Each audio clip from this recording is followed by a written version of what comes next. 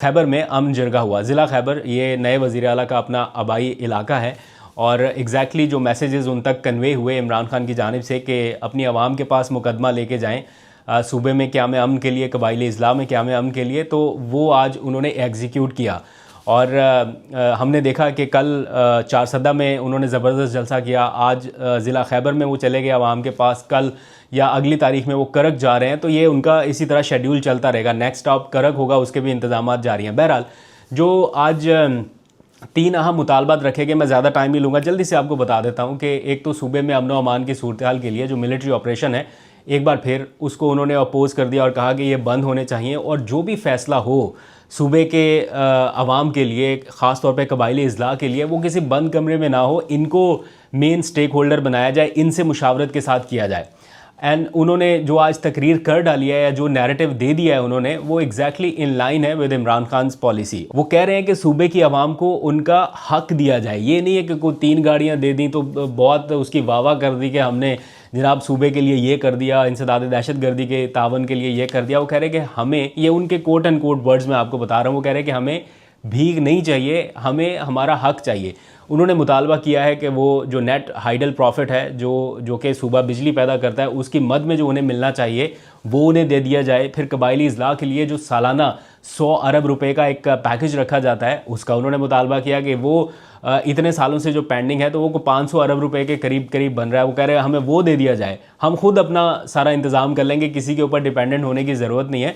जो NFC award के तहत, जो आइनी पैकेज के तहत ड्यू है वफाकी हुकूमत पर, वो कह रहे हैं कि हमें वो दे दिया जाए। एनीवेज़, इसके ऊपर देखते हैं कि कैसे ये नैरेटिव आगे बढ़ता है, कैसे ये पॉलिसी आगे बढ़ती है। लेकिन सुहेल अफरीदी ने जो आगाज़ किया है वो काफ़ी एग्रेसिव कर दिया है और सूबे की आवाम उसे एंडोर्स कर रही है। फिर उन्होंने अब खाली यही नहीं है कि खाली तकरीरें की हैं या आगे पीछे कुछ, उन्होंने 15 दिन का अल्टीमेटम दिया है अपनी ब्यूरोक्रेसी को और उन्होंने कहा कि मुझे सूबे में वाज़े तब्दीली नज़र आनी चाहिए, ऐसा 15 दिनों में काम होना चाहिए। और हमने देखा कि कुछ चीज़ें जो है वो अब आहिस्ता आहिस्ता नज़र आना शुरू हो गई हैं, जिनके ऊपर पहले इतना फोकस नहीं था। ठीक है कि आपकी पॉलिसी है कि आप तशहीर नहीं करेंगे, अपनी तस्वीर नहीं लगाएंगे या उस तरह से मीडिया को पैसा नहीं देंगे या पैसा नहीं चलाएंगे कि जनाब इश्तिहारात की मद में, बट अगर कुछ अच्छे काम हो रहे हैं तो उनका आवाम तक जाना ज़रूरी है, आवाम के लिए जानना ज़रूरी है। तो वो बहुत सारे काम जो हमें नज़र आता है कि कोई सूबे का वज़ीर आला कर रहा है या वो दिखा रहा है कि मैं ये सारा कुछ कर रहा हूँ, वही काम यहाँ पे सूबे के मुतल्लिका लोग, ब्यूरोक्रेसी के ज़िम्मेदारान, चीफ़ सेक्रेटरी, वो सारे करें। तो अब कुछ ना कुछ चीज़ें शायद बेहतर होंगी। अगर खैबर पख्तूनख्वा के लोग हैं तो वो बेहतर बता सकते हैं कि कुछ ना कुछ चेंज आपको नज़र आना शुरू हुआ या अभी भी कुछ हिलजुल नहीं हुई है। बहरहाल आपके कमेंट्स में पढ़ूंगा, दैन फीडबैक जो है वो आगे भी पहुंचाएंगे। अच्छा जी, अब आ जाइए ज़रा इमरान खान के केसेस के हवाले से। इमरान खान के जो केसेस हैं उनके हवाले से उनका एक क्लियर मौक़िफ़ है। जो पिछले दिनों हम सुन रहे हैं कि बनी गाला भेजने की ऑफ़र आ रही है और सारे केसेस इधर ही रोक दिए जाएं एंड सो ऑन। तो उनका आज भी मौक़िफ़ यह है, ऑल्दो के PTI के कैंप से अभी तक खामोशी है। आप ज़रा नोटिस करें कि PTI का कैंप इस ऑफ़र के ऊपर जवाब नहीं दे रहा या ये नहीं कह रहा कि हमें ये ऑफ़र नहीं चाहिए या हमें ये बिल्कुल काबिल कबूल नहीं है, सो ऑन। बट अगर इमरान खान की राय जानी जाए तो वो सीधा ये बता रहे हैं कि मुझे कोई डील नहीं चाहिए, मुझे सिर्फ इंसाफ चाहिए। आप केसेस फ़िक्स करें, इंसाफ मिल जाए। जो केसेस 10 महीने से पेंडिंग है, जिनका 2 महीने में 2 हफ्तों में फ़ैसला हो जाना चाहिए था, वो 10 महीने तक पेंडिंग चले गए।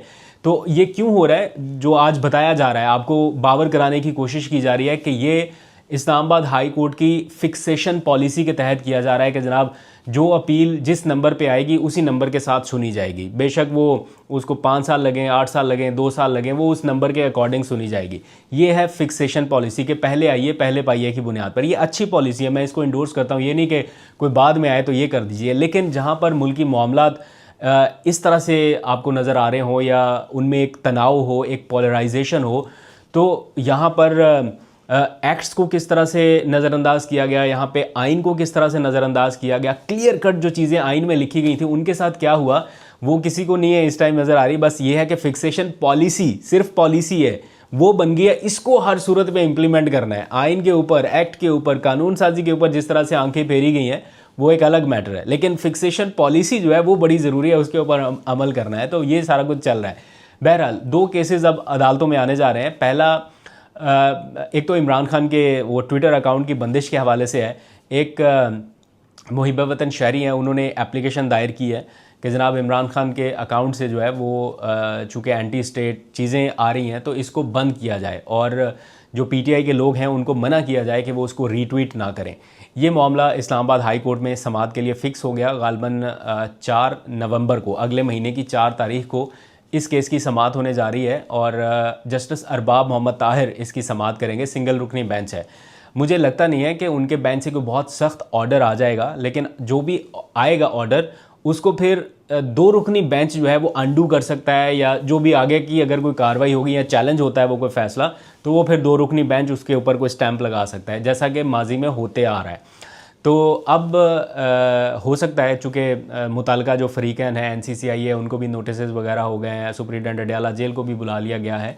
तो देखते हैं कि ये बड़ी एक दिलचस्प किस्म की कार्रवाई होगी कि क्या ये अदालती कोई फ़ैसला लेके ट्विटर इंतज़ामिया को भेजा जाए कि जनाब देखें ये हमारे पास अदालती ऑर्डर है और अब ये अकाउंट आप बंद कर दें। मुझे मुश्किल लगता है ट्विटर इस किस्म की चीज़ों को इंडोर्स करे, या अब बहुत सारी कंप्लेंट्स गई हैं, वो बता देते हैं, आपको ईमेल्स कर देते हैं कि जनाब हमें ये रिक्वेस्ट रिसीव हुई, लेकिन चूँकि ये हमारी पॉलिसी के तहत कोई ऐसी वायलेशन नहीं है इसलिए हम अभी फौरी तौर पे कोई एक्शन नहीं ले रहे।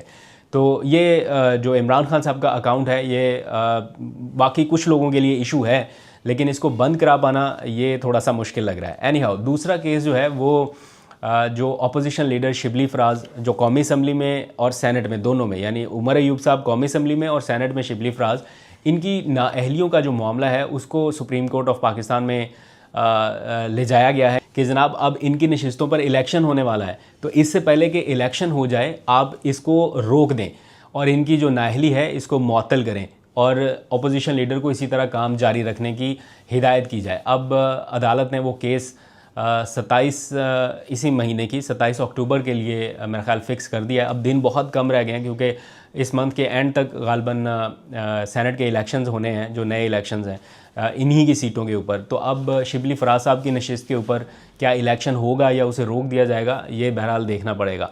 तो ये इस तरह का जो मामला है ना वो चल रहे हैं कि अदलिया अदालतों में केसेस हैं और पीटीआई को कोई वो क्या कहते हैं कि कोई ख़ासी उम्मीद नहीं होती कि वो अदालत चले जाएंगे और उन्हें रिलीफ मिल ही जाएगा।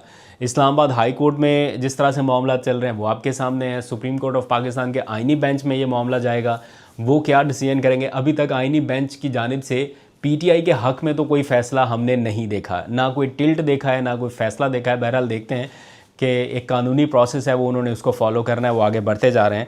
बहरहाल जो मैंने आपको बताया कि इमरान खान के ट्विटर अकाउंट को बंद करने के हवाले से जो चीज़ें चल रही हैं और उसका ऑल्टरनेट क्या होगा, वो मैं कुछ डिटेल्स अभी और उसकी ले रहा हूँ।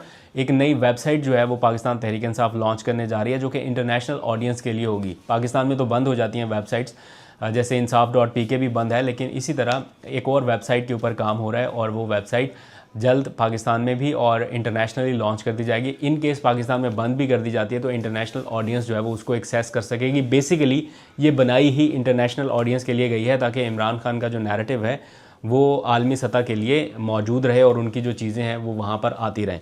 तो उसकी डिटेल लेके भी जल्दी आपके साथ शेयर कर दूंगा। तो ये आज के पूरे दिन का एक किस्म का रन डाउन है कि किस तरह से मामला आगे बढ़ रहे हैं, क्या हो रहा है। दूसरी तरफ पीपल्स पार्टी और मुस्लिम लीग नून के दरमियान भी बड़ा मज़े का मुकाबला इस टाइम चल रहा है आज़ाद कश्मीर की हुकूमत को लेके। और अब पीपल्स पार्टी जो है वो आज़ाद कश्मीर में हुकूमत बनाने की जानिब जा रही है और वो तहरीक अदम एतमाद लाने जा रही है जो मौजूदा वज़ीर आज़म है आज़ाद कश्मीर के, और ताकि उनको हटा के फिर अपना वज़ीर आज़म लाया जाए। तो वहाँ पर भी जो चीज़ें चल रही हैं वो बेसिकली ये जो इनका एक सेटअप चल रहा है, एक एग्रीमेंट सेटअप चल रहा है कि मुस्लिम लीग नून को यहाँ पे हुकूमत, पीपल्स पार्टी का यहाँ पे एक्सेस, बलूचिस्तान में किसके पास क्या होगा, ये जो एक तकसीम की गई है ना इख्तियारात की, ये उसी के तहत ही सारा कुछ चल रहा है। इसमें कोई वो ये नहीं है कि इसके पास मैंडेट है या इसके पास नहीं है, या कोई असूल की सियासत या कोई जो एक जमहूरियत की बेस होती है ना, मामला तो उस तरह से नहीं डील किए जा रहे, बल्कि इस तरह से है कि हिस्सा बकदर जुस्सा, यानी जो एग्रीमेंट्स या जो फार्मूलाज तय पाए हैं ये उसके तहत है। हालांकि जो मेन फार्मूला है वो ये होना चाहिए था कि जहाँ से वोट पड़ा है आवाम ने, जहाँ पे जिसको जो अक्सरियत दी है उसके पास हो। तो अगर पीटीआई के पास आज़ाद कश्मीर की हुकूमत नहीं रही और उनसे लेके किसी और को दे दी गई, तो अब उनके पास भी नहीं रहेगी, उनसे लेके किसी और के पास चली जाएगी। तो ये सारे मामला इस तरह चल रहे हैं।